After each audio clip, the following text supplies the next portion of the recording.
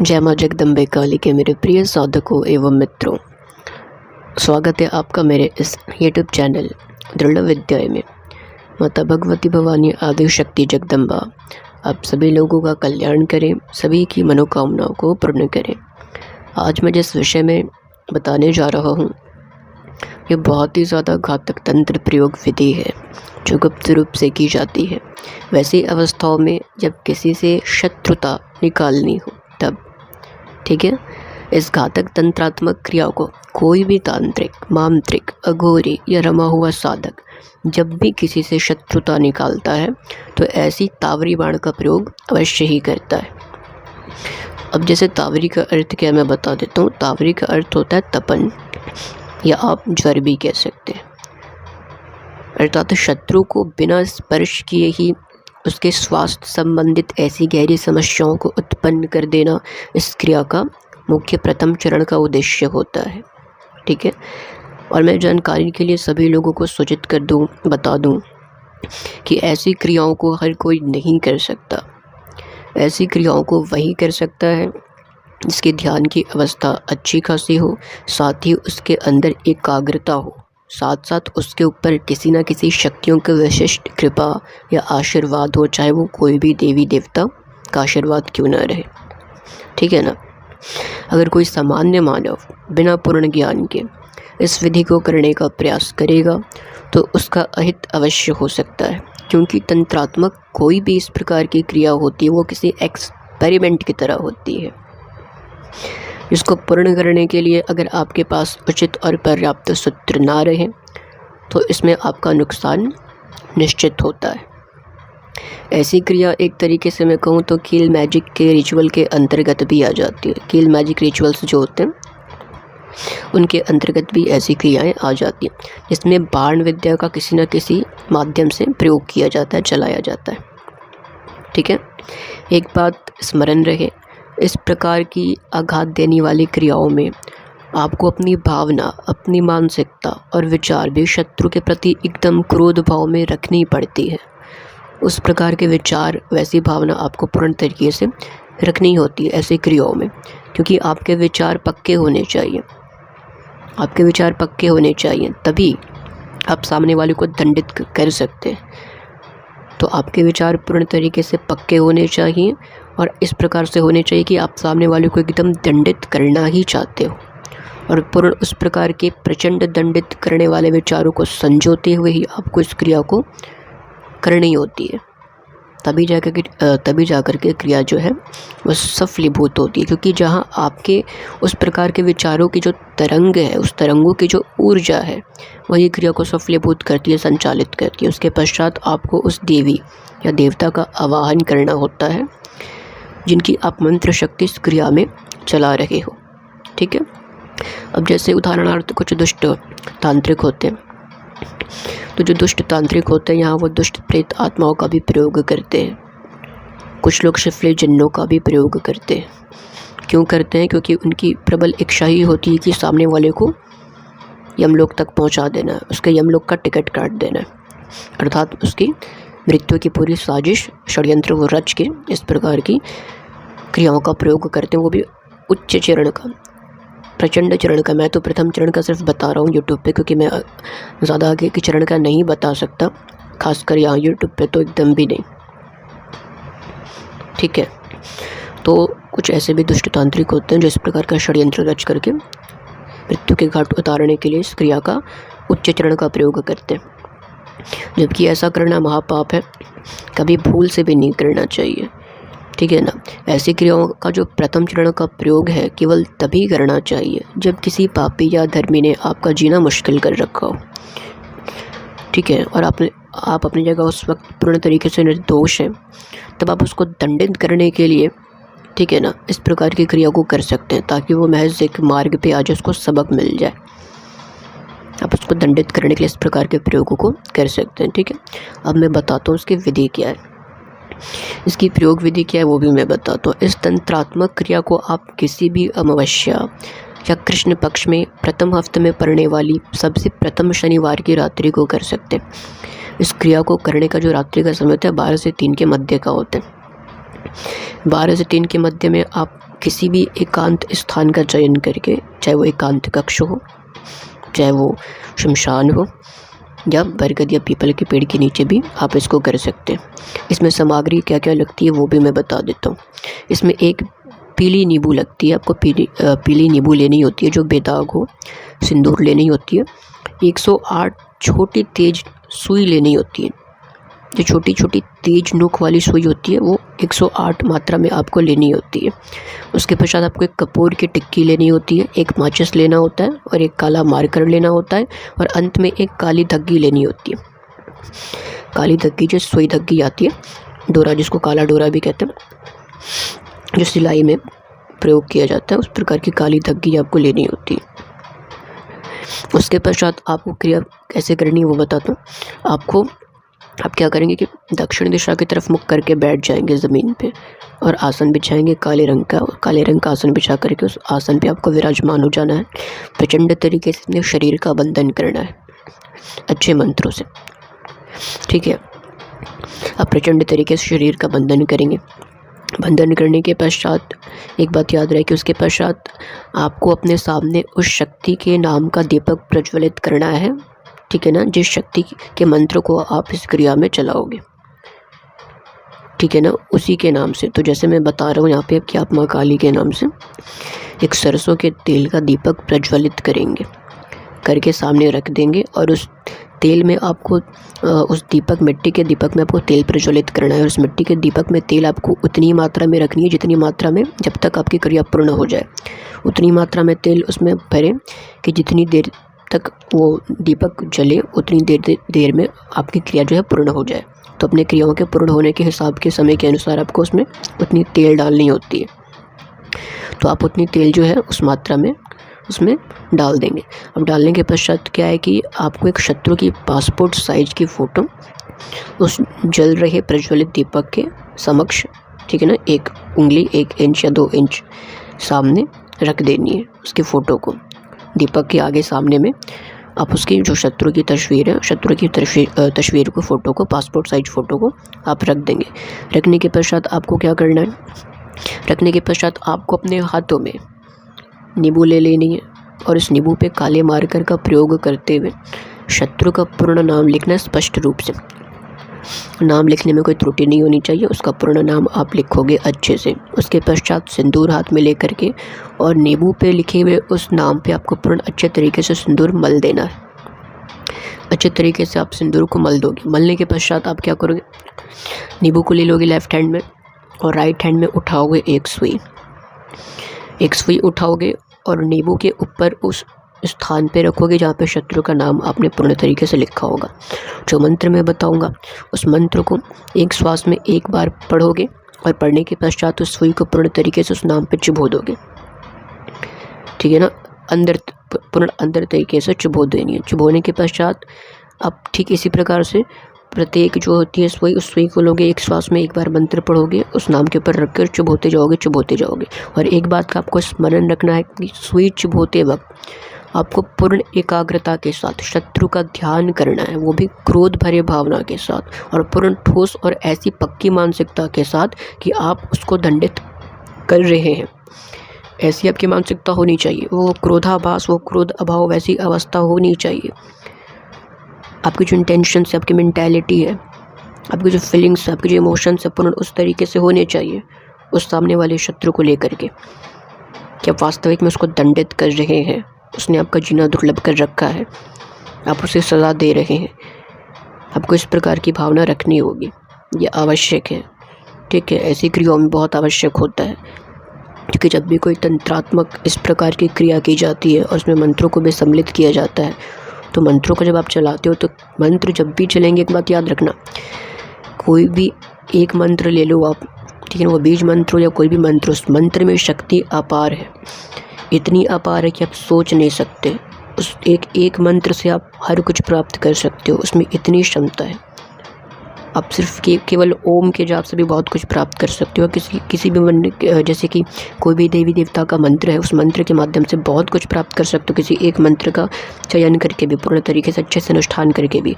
अब महत्वपूर्ण बात कहाँ आती है कि मंत्र में तो अपार शक्ति है, आप उससे कितना ले सकते हो, कितना गेन कर सकते हो, स्वयं के पात्र में कितना एकत्रित कर सकते हो, कितना इकट्ठा कर सकते हो, आप में कितनी क्षमता है, कितनी प्रबलता है, आप खींचने में कितने माहिर हो, आप उस ऊर्जा को संभालने में कितने माहिर हो और कितना भर सकते हो, कितना नियंत्रित कर सकते हो, खींच सकते हो, वो महत्वपूर्ण रखता है। तो प्रत्येक मंत्र में शक्तियाँ अपार होती है, ठीक है ना। आपके पास वो कला होनी चाहिए, वो विद्या, वो सही तकनीक होनी चाहिए कि आप अपनी इच्छा के अनुसार उस ऊर्जाओं का प्रयोग कर सको, ठीक है। और बहुत से लोग यहाँ पे मात खा जाते हैं क्योंकि मन को मंत्र से जोड़ना पड़ता है, ठीक है ना। एक जुड़ाव, एक कनेक्शन होना बहुत ज़्यादा आवश्यक है, एक संपर्क होना बहुत ज़्यादा आवश्यक है। इस प्रकार की क्रियात्मक चीज़ें या तंत्रात्मक चीज़ें कार्य करती है तो आपकी इच्छा के अनुसार जब भी कार्य करेंगे तो इसमें आपका जो एक इमोशंस है, एक भावना है, एक एहसास जो है, एक जो विचार है, उसकी तरंग की जो ऊर्जा है वो होनी बहुत आवश्यक है, क्योंकि यही सारी चीज़ें मिल करके उस क्रिया को एक तरीके से सक्रिय करती है। फिर मंत्र की शक्तियाँ इस चीज़ को पूर्ण करती है। ये पूरा एक तरीके से समझ के चलें तो एक तरीके से पूरा तंत्रात्मक एक प्रकार का ऐसा क्रिया जिसमें किसी भी चीज़ की कमी अगर हो जाए थोड़ी बहुत भी तो क्रिया पूर्ण तरीके से सफलीभूत नहीं हो पाती है, कहीं ना कहीं कोई कमी रह जाती है। कोई ध्यान एकाग्र सही से नहीं कर पाता, कोई मंत्र उच्चारण सही से नहीं कर पाता, कोई उस प्रकार की भावना नहीं रख पाता। और यहाँ इस प्रकार की क्रिया करने के दौरान आप हर चीज़ वास्तविक होनी चाहिए।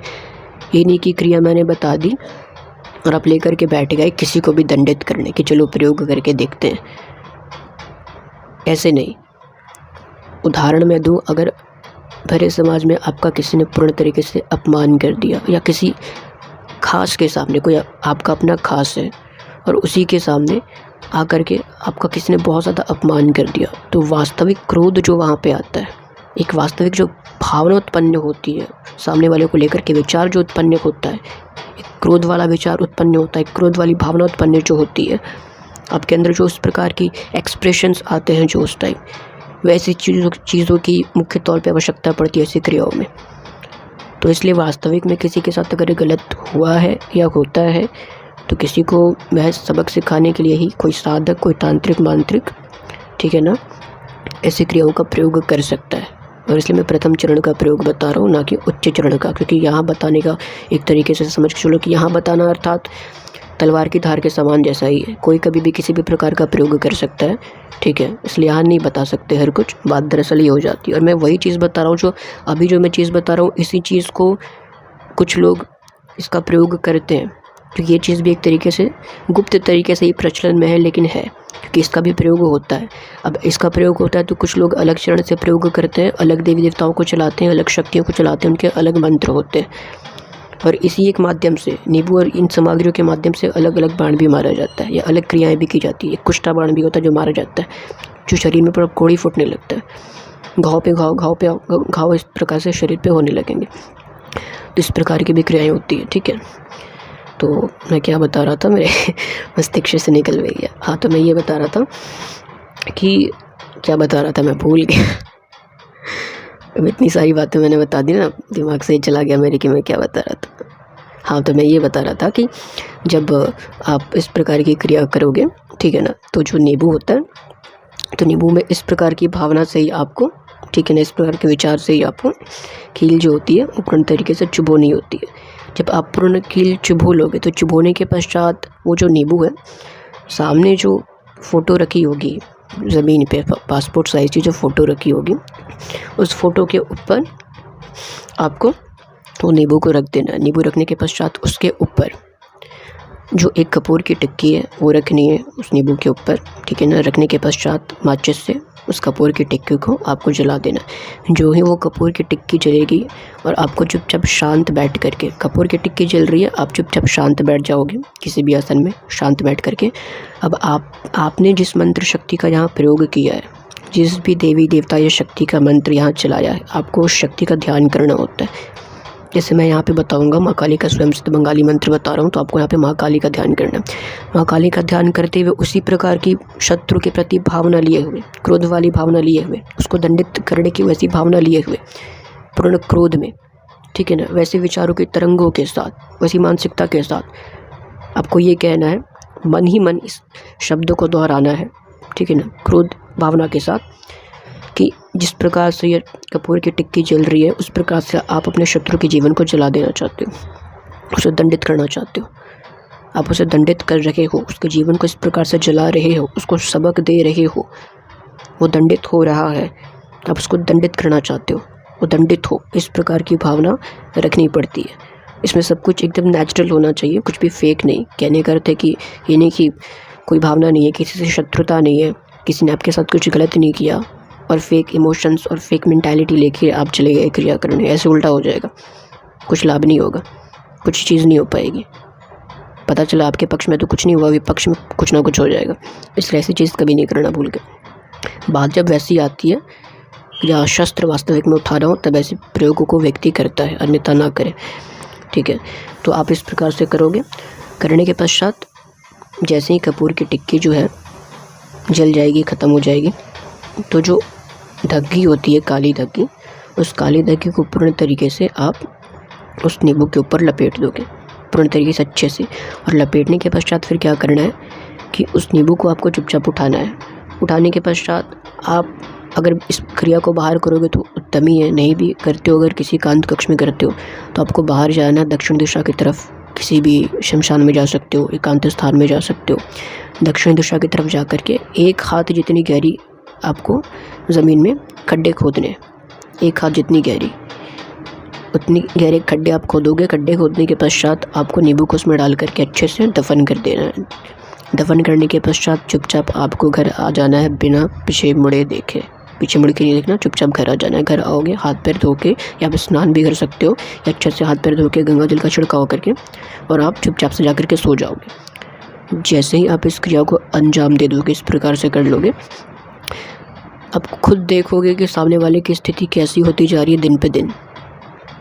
कभी किसी बीमारी से पीड़ित हो जाएगा, कभी कुछ समस्या उसको आ जाएगी, कभी शरीर के इस अंग में दर्द, कभी पता चला हड्डी कमज़ोर होने लगी, या कभी कोई घटना घट गई, मतलब शारीरिक रूप से पूर्ण तरीके से परेशान होने लगेगा और उसका उपचार कहीं से सही से हो नहीं पाएगा। और इसी क्रिया को कोई 2-3 बार कर देता है तो सामने वाले का जो है यमलोक का पत्ता, मतलब यमलोक का जो टिकट है कटना निश्चित रहता है। अगर इसी क्रिया को कोई बार बार दोहरा देता है तो 2 से 3 बार इसी तरीके से, जैसा मैंने बताया।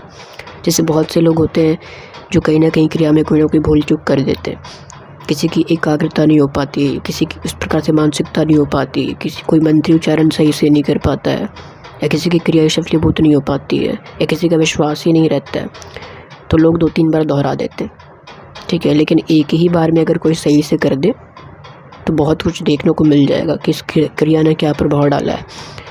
लेकिन अवस्था वही है कि इसको कोई ना करे, जैसा मैंने बताया है कि कोई सामान्य तो ना ही करे। कौन कर सकता है, क्यों कर सकता है, किस अवस्था में इसको अंजाम दिया जाता है, वो चीज़ मैंने बता रखी, ठीक है। तो आप बात समझ गए होंगे कि इसको किस प्रकार से करना है। अगर कहीं किसी को बात समझ नहीं आई होगी कमेंट बॉक्स में पूछेगा, मैं बता दूंगा, ठीक है ना। अब मंत्र जो है, मंत्र भी मैं बता देता हूँ कि मंत्र क्या है। मंत्र आपके स्क्रीन पे दिखाया जाएगा और एक बार मैं पढ़ के भी बता देता हूँ आराम से, ताकि आपको समझ में आ जाए। मंत्र आप इस प्रकार से पढ़ेंगे। ओम क्रीम काली महाकाली खड्गखंड धोरणी नमामि भक्त तोरणी काली आसे काली नाचे शत्रु की हत्या करे कलेजा खाए रक्त स्नान करे বরষিত হয়ে রাগের শিখা যদি আমাকে অত্যাচার করে তাদের হত্যা করে কালী আমি পাঠালে মাতা কালী যায় আমার গুরু পাঠালে মাতা কালী দেখায় শত্রুকে হত্যা করেতে শব্দ আমার গুরুর শব্দ কার আজ্ঞায় মহাদেবের আজ্ঞায় दुहाई कामरू कामाख्या मायर दुहाई हईर जी चंडी रपा। इस प्रकार से मंत्र पढ़ोगे, मैं फिर से बता देता हूँ।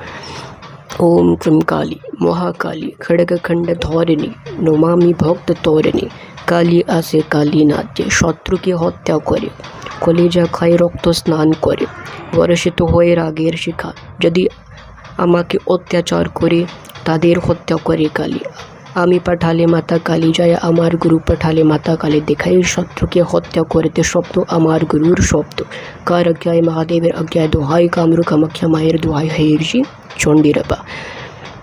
इस प्रकार से मंत्र है और इस प्रकार से मंत्र का आपको, ठीक है ना, जब करना होगा। अगर कोई बात समझ नहीं आई होगी आप पूछ लेना, मैं कमेंट बॉक्स में बता दूंगा, ठीक है। मैं मिलता हूँ अगले वीडियो में किसी गुप्त अन्य प्रयोगों के साथ। तब तक के लिए जय मां जगदम्बे काली।